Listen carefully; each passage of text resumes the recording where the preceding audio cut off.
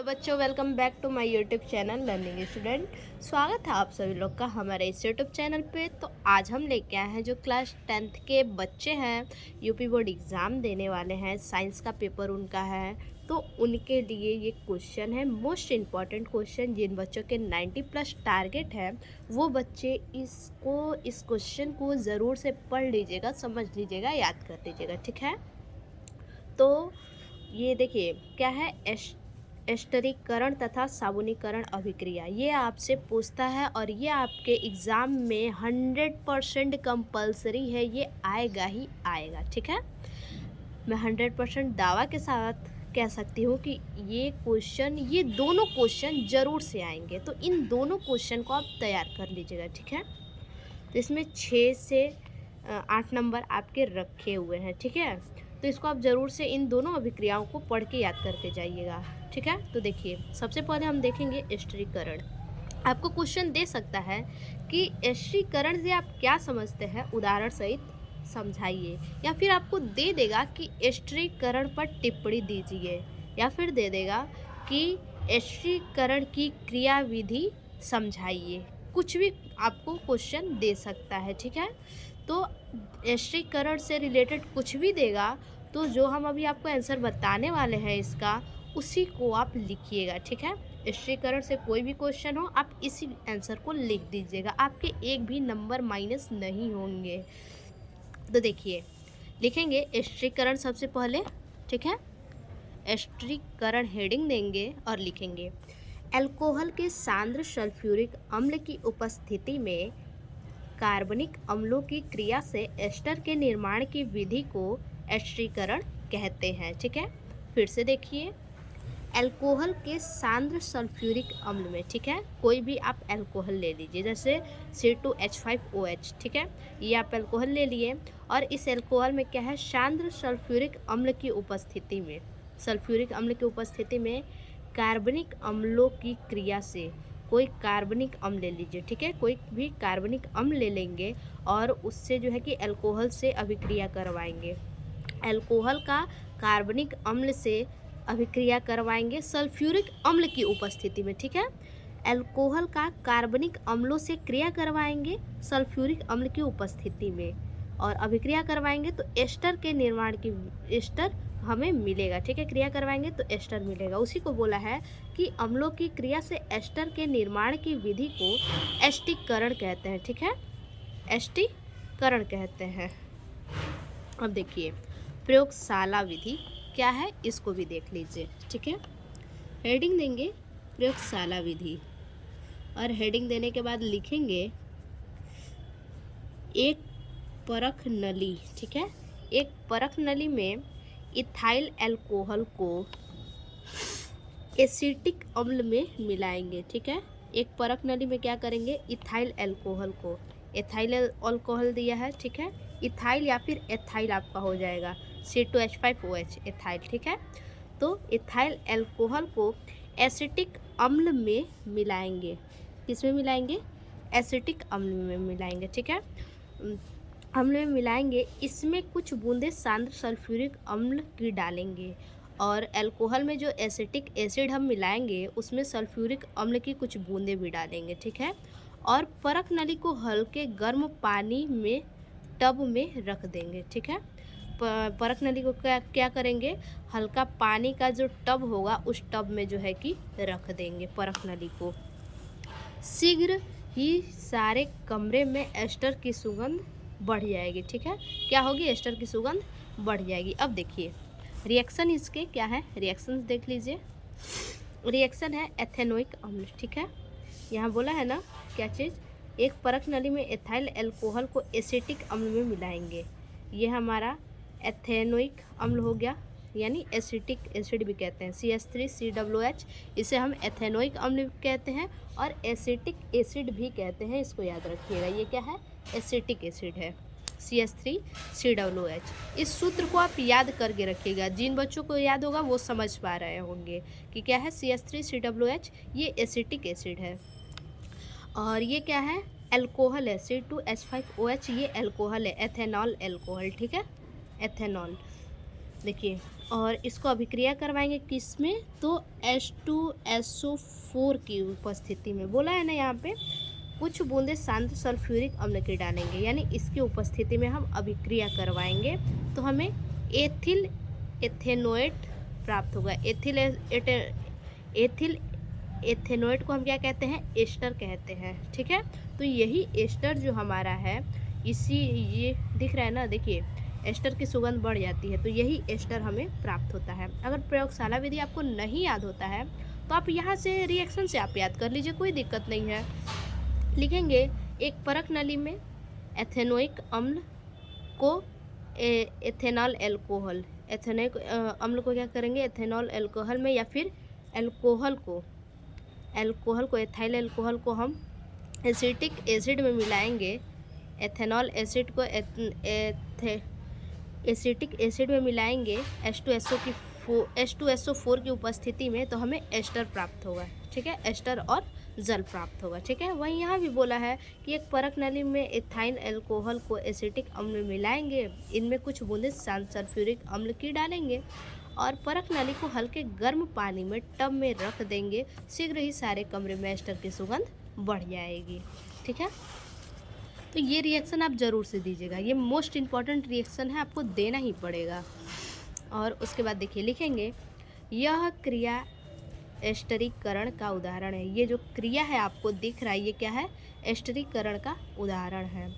एस्टरों का उपयोग, इसका उपयोग कहाँ किया जाता है, आइसक्रीम, ठंडे पेय यानी ठंडे जल में, आइसक्रीम में, दवाइयाँ में और सौंदर्य प्रसाधन में। ठीक है, सौंदर्य के जो भी प्रसाधन होते हैं उन प्रसाधनों आदि में किया जाता है। ठीक है, अब तो याद रहेगा कि इसका उपयोग कहाँ किया जाता है, तो इसका उपयोग जो है कि आइसक्रीम में, ठंडे पेय में, दवाइयों में, सौंदर्य प्रसाधन में किया जाता है। ठीक है,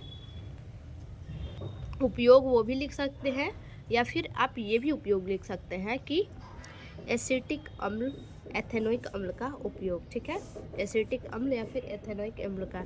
एसिटिक अम्ल यानी जो अभी हम देखे हैं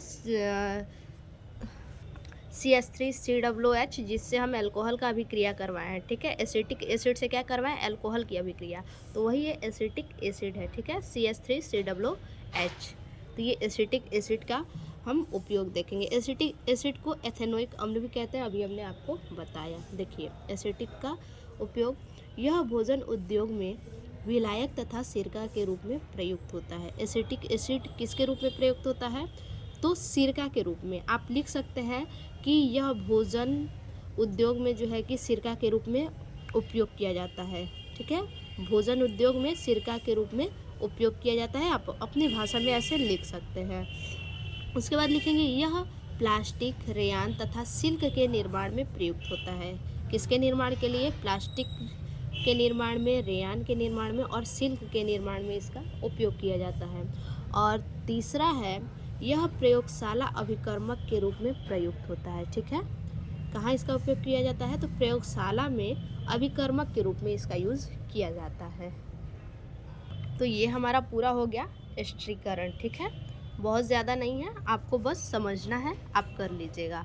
ठीक, अब इसके बाद देखेंगे साबुनीकरण अभिक्रिया। ठीक है, देखिए साबुनीकरण अभिक्रिया आपको क्वेश्चन कैसे दे देगा, साबुन के निर्मलीकरण प्रक्रिया पर टिप्पणी लिखिए अथवा मिशेल के आधार पर साबुन की निर्मलीकरण प्रक्रिया को समझाइए, या फिर दे देगा कि साबुनीकरण पर टिप्पणी दीजिए। ठीक है, अगर इनमें से कोई भी आपको क्वेश्चन दे, यानी साबुन से रिलेटेड कोई भी क्वेश्चन दे, तो आपको यही आंसर देना है जो हम आपको बताएंगे अभी। ठीक है, और ये मोस्ट इम्पॉर्टेंट पेपर में छपा हुआ क्वेश्चन है, 100/100 ये क्वेश्चन आएगा ही आएगा।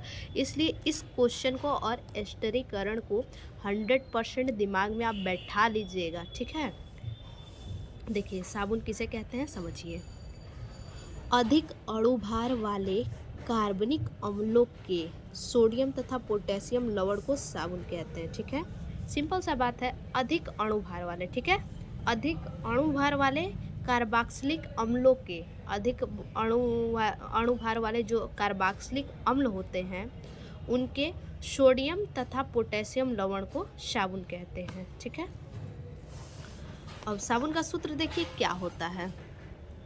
देखिए साबुन का सूत्र आपका होता है RCOO। ये क्या है, सोडियम है, और यहाँ पे क्या है, पोटेशियम है। अगर आपसे साबुन का सूत्र पूछे, और पूछेगा ही पूछेगा, आपको लिखना भी पड़ेगा। अगर टिप्पणी भी देगा लिखने के लिए तो आपको सूत्र ये लिखना पड़ेगा, ठीक है।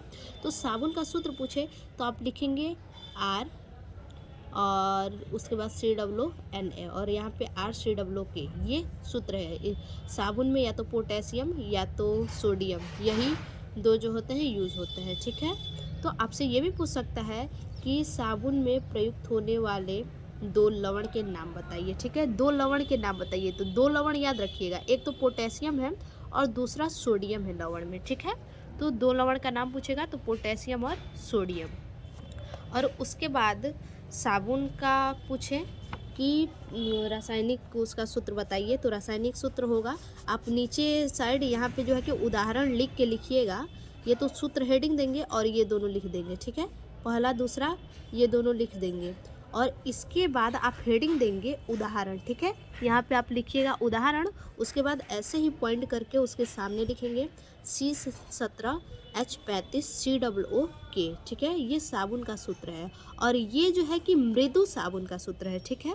और दूसरा लिखेंगे C17H35 COONA, और ये जो है कि कठोर साबुन का सूत्र है, ठीक है। मृदु साबुन का सूत्र है और कठोर साबुन का। याद रखिएगा कि पोटेशियम अगर लवण मिला के करेंगे तो वो मृदु साबुन होगा, सोडियम लवण मिला के करेंगे तो वो कठोर साबुन होगा, ठीक है। तो इन दोनों को जो है कि नीचे हेडिंग दीजिएगा उदाहरण, उसके सामने इन दोनों को लिखिएगा। देखिए करना कुछ भी नहीं है, यहाँ पे जो R लिखा है तो वहाँ पे हमें क्या आप देख सकते हैं कि इसी तरह से आप लिख दीजिएगा C17H35 और COONA सारा वही है, बस R की जगह पे जो आपको रखना है देख लीजिए, ठीक है। उसके बाद लिखेंगे साबुनीकरण, हेडिंग देंगे, ठीक है। साबुनीकरण हेडिंग देंगे और लिखेंगे जब तेल अथवा वसा को क्षार से क्रिया कराया जाता है, ठीक है। तेल को या फिर वसा को, तेल अथवा वसा यानी तैलीय पदार्थ, वसा को क्षार से क्रिया कराया जाता है तो साबुन का निर्माण होता है, ठीक है। तेल अथवा वसा को सीधा से याद रखिए, साबुनीकरण पूछेगा तो साबुनीकरण क्या है, तो सीधा जब तेल अथवा वसा को क्षार से क्रिया कराया जाता है तो साबुन का निर्माण होता है। इस प्रक्रिया को साबुनीकरण कहते हैं। बिल्कुल 2 लाइन में बात खत्म, ठीक है। जब तेल अथवा वसा को क्षार से क्रिया कराया जाता है तो साबुन का निर्माण होता है, इस प्रक्रिया को साबुनीकरण कहते हैं। उसके बाद देखिए, उसके बाद आपको रिएक्शन देना होगा, ठीक है। ये जो है कि रिएक्शन है, ठीक, तो यही रिएक्शन आपको देना होगा। CH2O CO C17H35, ठीक है, और यहाँ CHO CO C17H35, और यहाँ क्या है CH2O CO C17H35, ये क्या है, ट्राई एस्टीयरिन, ठीक है, ट्राई एस्टीयरिन यानी ये वसा है, ठीक। अभी हमने पढ़ा वसा अथवा तेल को क्या करेंगे, देखिए यहाँ पे अभी हमने पढ़ा तेल अथवा वसा को क्षार से क्रिया करवाएंगे, ठीक है। तो क्षार हमारा क्या है, सोडियम हाइड्रोक्साइड, ये हमारा क्षार है, NaOH ये क्षार है हमारा। इसको वसा से अभी क्रिया करवाएंगे तो हमारा साबुन प्राप्त होगा। देखिए साबुन प्राप्त होगा और साथ ही साथ ग्लिसरीन भी प्राप्त होगा, ठीक है। तो फॉर्मूला ये आपको देखने में बड़ा लग रहा होगा, तो ये बड़ा नहीं है। देखिए समझिए करना क्या है, इसमें तो सारे फॉर्मूला तीनों एक ही है, ठीक है। अब अलग कहाँ पे है, तो यहाँ CH2 है, यहाँ CH है और यहाँ भी CH2 है। तो याद रखिएगा तीनों फॉर्मूला सेम लिख दीजिएगा, और उसके बाद ऊपर में और नीचे में H के बाद 2 लगा दीजिएगा, हो जाएगा, ठीक है। एक वैसे तो साबुन का आप लोग को याद ही होगा, तो वही चीज़ तो यहाँ पे भी है, ठीक है। सेम तीनों का एक है, तीनों याद कर लीजिएगा, यहाँ पे 2 ऊपर नीचे लगा दीजिएगा, हो जाएगा। और क्षार ले लीजिएगा NaOH। अब अभिक्रिया करवाएंगे तो क्या होगा, यहाँ पे भी देखिए सेम है, CHOH लगा दीजिएगा। अब यहाँ पे जैसे ऊपर नीचे 2 लगाया है, यहाँ पे भी 2 लगा दीजिएगा। देखिए मैं आपको लिखने का ट्रिक बता रही हूँ, ठीक है, लिखने का ट्रिक बता रही हूँ, आप समझिएगा। तीनों एक जैसे लिख देंगे, CHOH तीनों, ठीक है। और यहाँ पे और सबसे नीचे सबसे ऊपर 2 लगा देंगे H के पास, और इसमें भी वसा में भी वही करना है, ठीक। अब इसका अभिक्रिया करवाएंगे। यहाँ क्या प्राप्त हुआ हमें, CHOH, ठीक है। CHOH यानी ये तो हमारा ग्लिसरीन हो गया कुल मिला जुला के। और यहाँ पे क्या हुआ, सोडियम एस्टियरेट यानी साबुन, ठीक है। साबुन का सूत्र भी याद कर लीजिए, आपसे सूत्र पूछेगा। अभी हमने बताया C17H35COONA, ठीक है। तो ये साबुन हो गया। और यहाँ पे Na नहीं रखेंगे, यहाँ के रख देंगे तो पोटेशियम हाइड्रोक्साइड हो जाएगा। तो यहाँ जो है कि यहाँ भी साबुन प्राप्त होगा आपको, लेकिन वो क्या हो जाएगा, मृदु साबुन होगा। और ये सोडियम है तो क्या है, ये कठोर साबुन है। तो आपको कठोर साबुन मृदु साबुन यहाँ नहीं लिखना है, यहाँ पे आपको ऊपर ही लिख के बता देना है, ठीक है। अगर आप इस प्रकार से लिखते हैं बच्चा, तो एग्जामिनर 1 नंबर नहीं आपके माइनस करेंगे, पूरे फुल मार्क्स आपको मिलेंगे। देखिए लिखेंगे प्रयोगशाला विधि, ठीक है। साबुन बनाने का प्रयोगशाला विधि क्या है, तो देखिए लिखेंगे, एक बीकर में 20 ml कैस्टर तेल लेंगे। कौन सा तेल लेंगे, कैस्टर तेल लेंगे। और उसमें 40 ml सोडियम हाइड्रोक्साइड का घोल डालिए, ठीक है। 20 ml कैस्टर तेल लेंगे और उसमें 40 ml जो है कि सोडियम हाइड्रोक्साइड का घोल मिलाएंगे, ठीक है। डालेंगे यानी मिलाएंगे। इस मिश्रण को धीरे धीरे उबलने तक गर्म किया जाता है। इस मिश्रण को क्या करेंगे, जब उसमें मिला देंगे तो इसको धीरे धीरे उबलने तक गर्म करेंगे। बहुत धीमी आंच पे इसको क्या करेंगे, उबलने तक इसको गर्म करेंगे, जब तक ये इसमें उबाल ना आ जाए। और इसे 5 से 10 मिनट तक उबाला जाता है, ठीक है। जब इसमें उबाल आएगा तो 5 से 10 मिनट तक इसको उबालेंगे। अब बीकर में 5 ग्राम खाने वाला नमक लिए, ठीक है। बीकर में क्या लेंगे, 5 ग्राम जो है कि खाने वाला नमक, और पदार्थ को ठंडा होने दीजिए। पदार्थ को क्या करेंगे, ठंडा होने देंगे। और ठंडा करने पर बीकर में साबुन बनता है, ठीक है। जो बीकर में नमक लिए उसमें क्या करेंगे, ठंडा होने दीजिए। ठंडा करने पर बीकर में साबुन बनता है और उस बीकर में उसको डाल देंगे, ठीक है।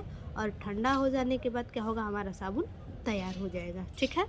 अब इतना तो लिख लेंगे। अब इसके बाद जो मेन आपका फिगर है, ठीक है, मेन फिगर है, देखिए ये हमारा जो है कि मेन फिगर है। इस पे आपके जो है कि नंबर मिलेंगे। अगर इस फिगर को आप नहीं बनाएंगे तो आपके आधे नंबर तो ऐसे ही माइनस हो जाएंगे। अगर 5 नंबर के क्वेश्चन रहेंगे तो 2-3 नंबर आपको मिलेंगे, क्योंकि ये फिगर जो है ये मोस्ट इम्पॉर्टेंट फिगर है साबुन का मीसेल, ठीक है। इसको जितना मोस्ट इम्पॉर्टेंट लगाना है उतना मोस्ट इम्पॉर्टेंट फिगर लगा लीजिए।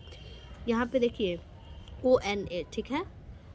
यहाँ पे जो ऑक्सीजन है माइनस में है और सोडियम प्लस में है।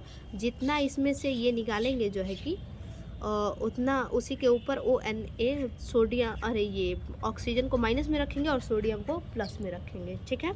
और इसके चारों तरफ जो है कि H2O से घेर देंगे, यानी H2O इसको जल से चारों तरफ से घेर देंगे, ठीक है। यानी ये जल के अंदर ये अभिक्रिया है, ठीक। तो इसी प्रकार से आपको बनाना है। तो ये हमारा पूरा हुआ साबुनीकरण और स्टिरीकरण की क्रियाविधि। फिर से मिलते हैं ऐसे एक और नए वीडियो में, तब तक के लिए धन्यवाद।